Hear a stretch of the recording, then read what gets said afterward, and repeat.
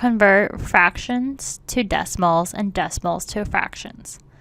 The fraction bar represents division. And to convert a fraction to a decimal, we just divide.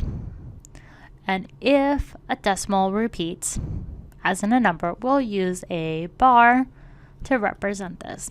And this will be explained in problems to come. So in example 1, a welder needs to make the 12 brackets for a job. 5 have been made. Represent the number of brackets completed of the total as a decimal. So we have the same problem as we did before, except now when we have 5 of 12 done.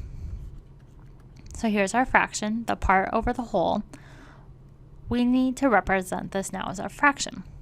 So all we have to do then is take 5 and divide it by 12. So 5 divided by 12 is what this becomes in order to find the decimal. So in order for this, we're going to use our division symbol, and we're going to go ahead and start dividing. Except we're going to need to add some zeros. So we're going to add a decimal, and we can add a few zeros. We're not sure how many we need, but we'll see how. So now we have 12. And it can't go into 5 because 5 is smaller. So, but 12 can go into 50 4 times. So we put the 4 over the 0. 12 times 4 is 48. We're going to go ahead and subtract. 50 minus 48 is 2. Then we're going to go ahead and bring down this 0. So now 12 can go into 20 just one time, because 12 times 1 is 12. We go ahead and subtract. 0 minus 2 can't be done. We need to borrow. 10 minus 2 is 8. 1 minus 1 is 0. Then we're going to go ahead and bring down this next 0. Now 12 can go into 80 how many times? Well, 12 times 6 is 72. So that's pretty close to 80. So 12 can go into 86 times. So we put the 6 above that third 0. 12 times 6 is 72. We subtract. 80 minus 72 is just 8. Then we need to add a 0.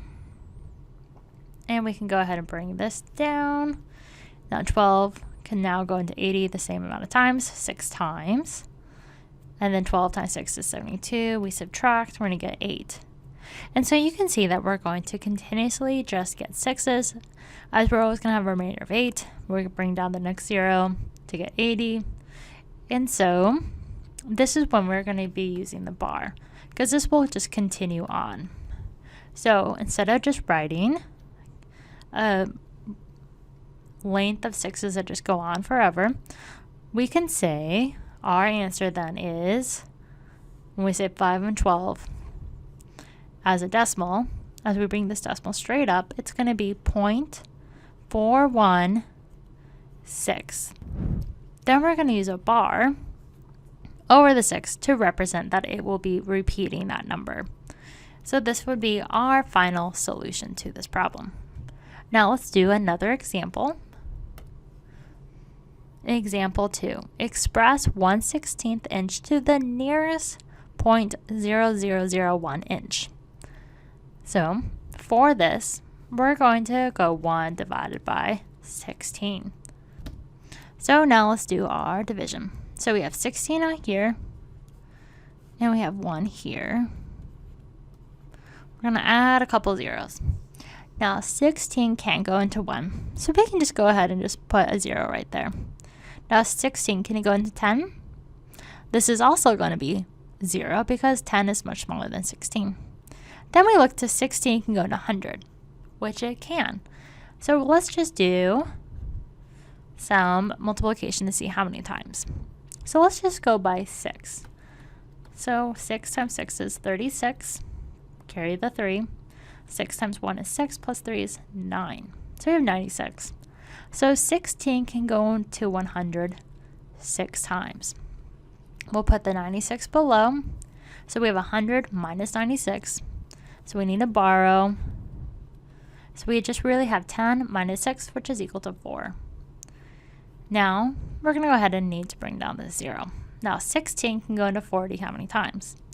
This would be 2 times, because 16 times 2 is 32. We're going to go ahead and subtract 40 minus 32, and we get 8. So now we need to add zeros. So we're going to bring down this 0, 80. Now, 16 can go to 80 how many times? Well, it can't be 6 times because that's 96. So let's do 16 times 5. 6 times 5 is 30. 0 below, carry the 3. 5 times 1 is 5. Plus 3 is 8. So 16 can go into 80 5 times. And then we have 80. We subtract, we get 0. So we are done as we are ended up with 0 below. We're going to go ahead and bring that decimal straight up. And so to express this to the nearest 0.0001, we would just write 0.0625 inch. And this would be our solution. Now let's do one more example. Example 3. To the nearest 1/16 inch, what is the fractional size bolt that should be used in a 0.314 inch hole? So we're going to take the information that we just learned from example 2. We have 0.0625 inch. And we need to see 25. And so this is for 1/16. But we need it to the nearest 0.314. So all we would have to do then is just to take this number and see what we need to multiply in order to get something close. So we're going to go ahead and multiply this by 5 and see what happens and to see if it's close to that. So if we have this number, we multiply it by 5. 5 times 5 is 25. 5 below, carry the 2. 5 times 2 is 10 plus 2 is 12. 2 below, carry the 1.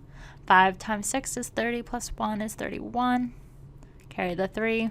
5 times 0 is 0 plus 3, so we get a 3. Then we have 5 times 0, which is 0.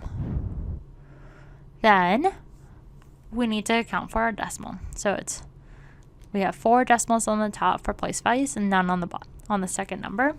So we would just need to move the decimal over 4. So we go 1, 2, 3, 4. So 5 is really close.